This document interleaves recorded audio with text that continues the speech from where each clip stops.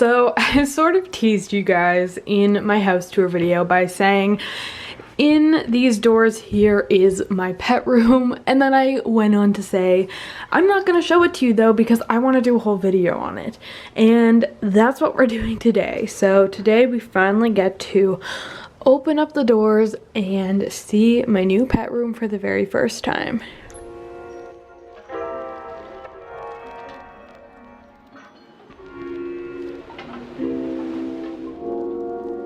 Welcome to my reptile room. It's pretty big. Like, this is so much bigger than the space that I used to have. The fact that I can even just stand here and film is like incredible. For those of you who watched my old reptile room videos, the space was so narrow, it was so difficult for me to film in there, which is why I just really didn't film in that room that often. But here I have all of this space. Like, there's a lot of space back here. There's even more going on that you can't see, more over here, more over that way. So yeah, let's just go ahead and start looking and seeing what you guys would see basically if you were walking down here and looking at the room yourself. So let's get right on into it.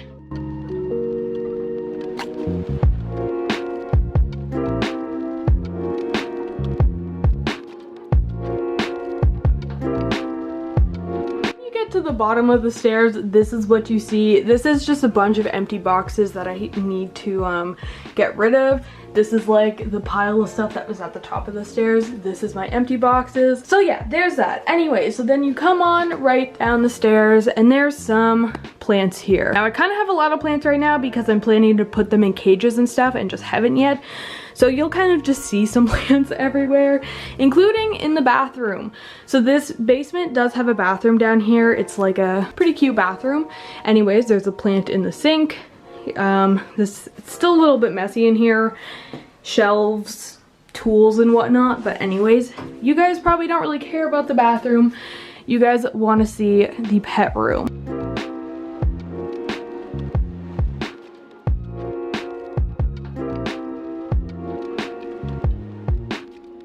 If you're standing right up against the wall, this is what you see, and then as you walk out, you kind of get to see a little bit more of it on either side. So we'll start with right under the stairs here. So this is what I'm using as like a storage area. This tripod's usually not here, I just have it here because I'm filming. But anyway, so this is a lot of my pet storage here. So this big blue bin is a bunch of pet supplies, beddings, I have some UVB lamps, I have a ton of like cork and wood and stuff. Again, this is all stuff I'm planning on using with like future cage upgrades and setups and whatnot. So that's literally just an entire bin full of wood and cork and branches. And then again, just some more supplies. Now over here, we have a shelving unit, and I did actually cover a few things in this room with blankets because I do have a few surprises that I really want to like make a dedicated video for to show you guys, so I don't want to spoil it in this video. So there is a few surprises under this blanket. On the top here though, we do have a temporary bin cage.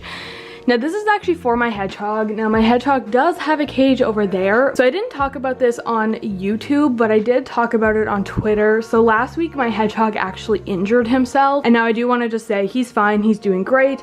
But while his injury heals, he has to be in like a smaller cage where he has minimal risk of re-injuring himself, and he's not allowed to wheel or anything. So he's just in a bin cage right now. And then normally he would live in that Critter Nation cage over there. So on top of this, I do just have some of my feeders. So this is different insects here. I have like some mealworms, superworms, waxworms, black soldier fly larvae, and then in this box right under there I have crickets. So anyways, that's kind of boring. Let's get on with the exciting stuff, which is mostly over here.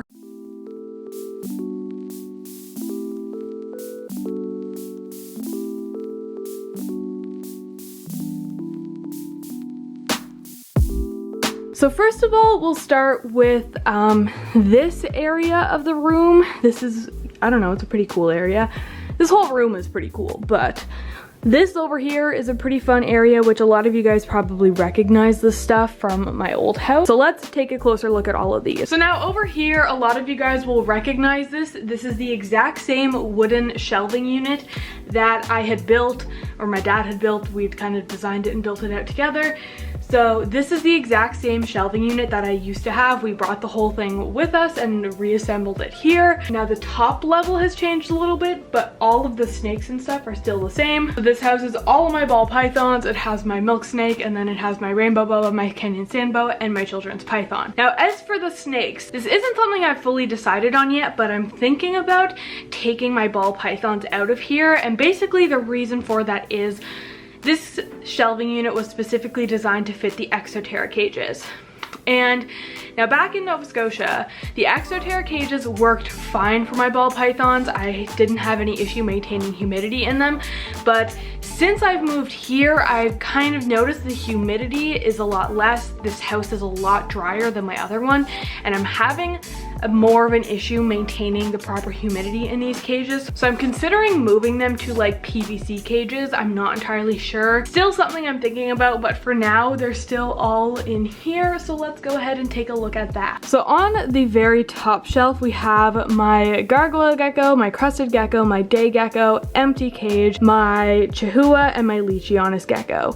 So now I think all of these cages are going to be getting a makeover with the exception of my gargoyle enclosure. So this empty Exoterra right here is actually going to be an upgrade for my chihuahua gecko.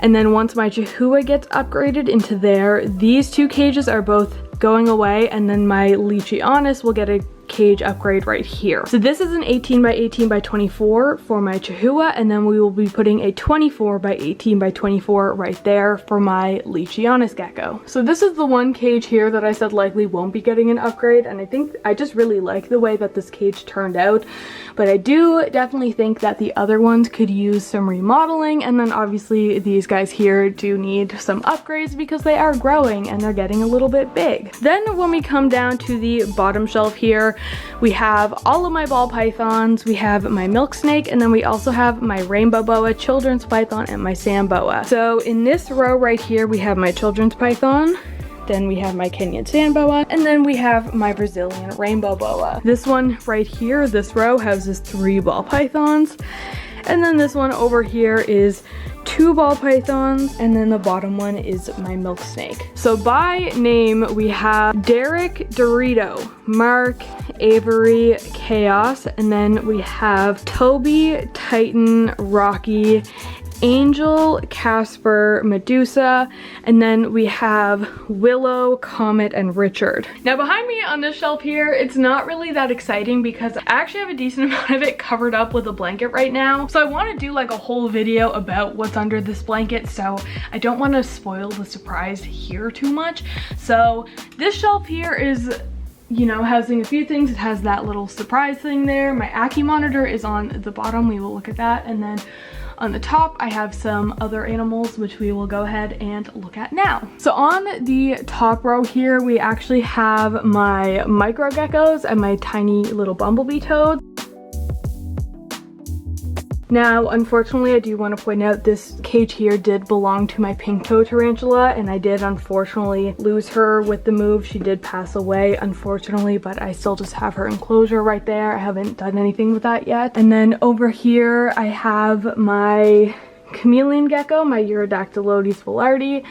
He doesn't have a name yet. I'm indecisive. Then we have my 4 bumblebee toads.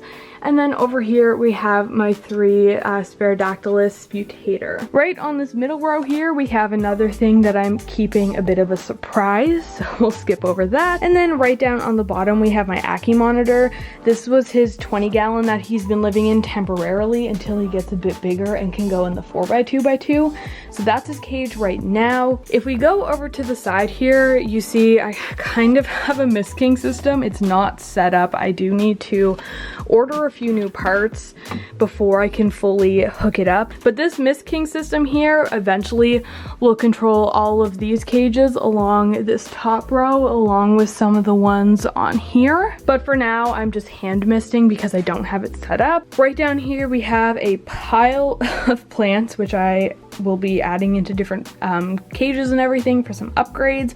And then we have a garbage can. So that's it for this little corner of the room. So now the reason that there's a little kind of corner here is behind these shelving systems is a room that my rabbits live in. This is my rabbit room. We'll talk about that more later, but that's kind of why this corner is over here. So then we move over to this shelving unit. So behind me here, we have this metal shelving unit. Now, for those of you who watched my old reptile room videos before I moved, would probably recognize this shelf, and my camera will not focus. Wow. So this shelf is pretty much the same as when you guys last saw it.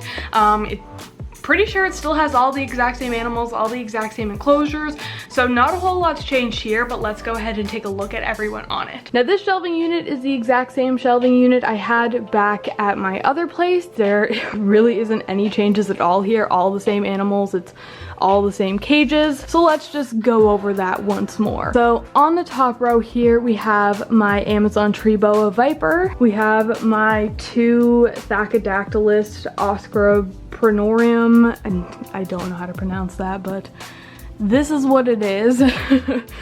And then we have one of my crested geckos. This one is Oliver. And then if we move down a little bit, we have a leopard gecko enclosure. This is Alani's. And then we have Sushi, who's one of my other leopard geckos right there. Then on the other side here, we have Daisy, my African fat-tail gecko. And then we have another leopard gecko enclosure. This one belongs to Pepper. Now the bottom row, we have my two corn snakes there and there. And then we also have Sandwich, my chubby frog. And my corn snake has made a mess in her cage and flipped over her hide, so I will be taking care of that. Then the middle row right here, this is a surprise. And then right up here we have my viper geckos. Well, I don't actually have viper geckos yet, but I am getting them soon. So this is the enclosure that I set up for when I do get them. Behind me here we have my wooden cages that I had built by my dad. They're DIY cages. So my blue tongue skink is on the bottom, my bearded dragon, and then this is my Aki's future cage for when he's big enough. And then over here we have my hamster and hedgehog. So right here, these are the DIY cages that I had built. They're all 4x2x2. The bottom has my blue tongue skink, then my bearded dragon, and then the top one here is my future Aki cage. These are all under like an upgrade process right now, so they're kind of just looking a little ugly right now.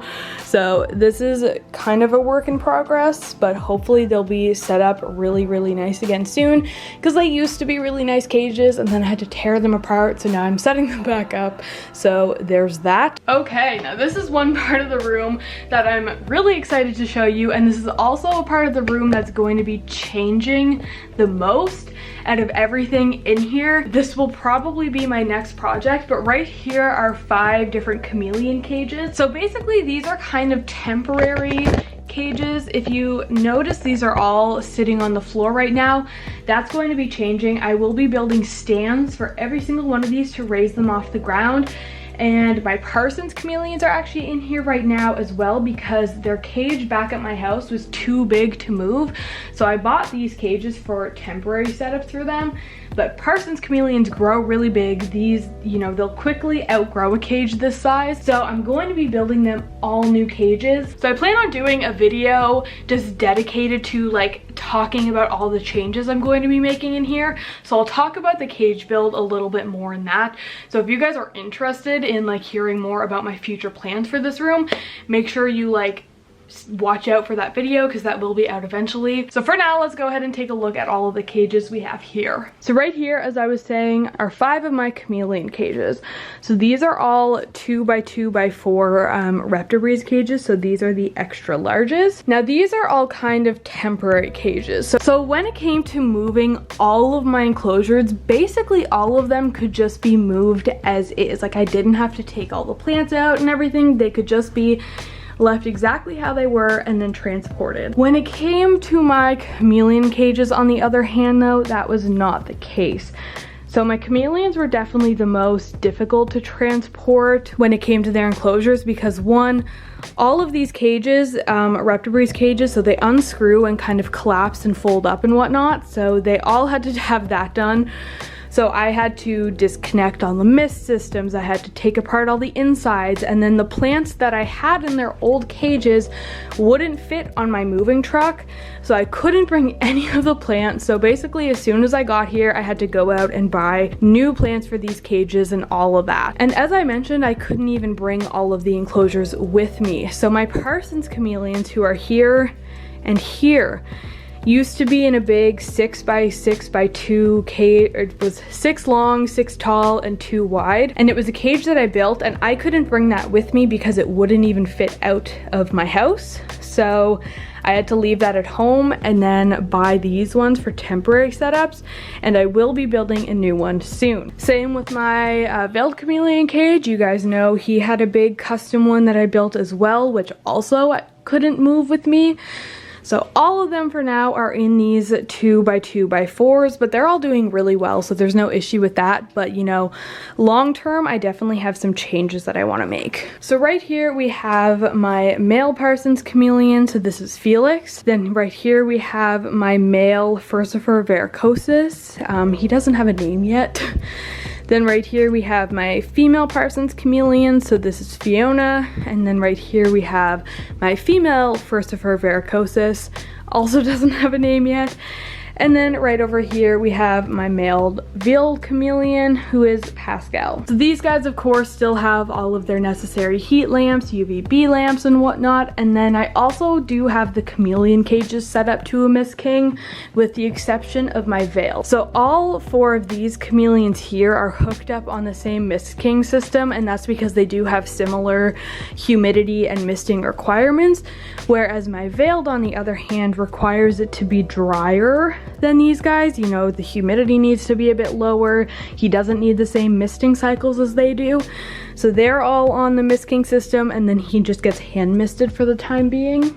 And yeah. Lastly, if we look right over next to my DIY cages here, I do have my Europlatus fimbriatus. They're right in this cage here. This is another thing, you know, right now they're just on the ground, but I will be getting a stand for this eventually. It's not gonna be just staying on the ground.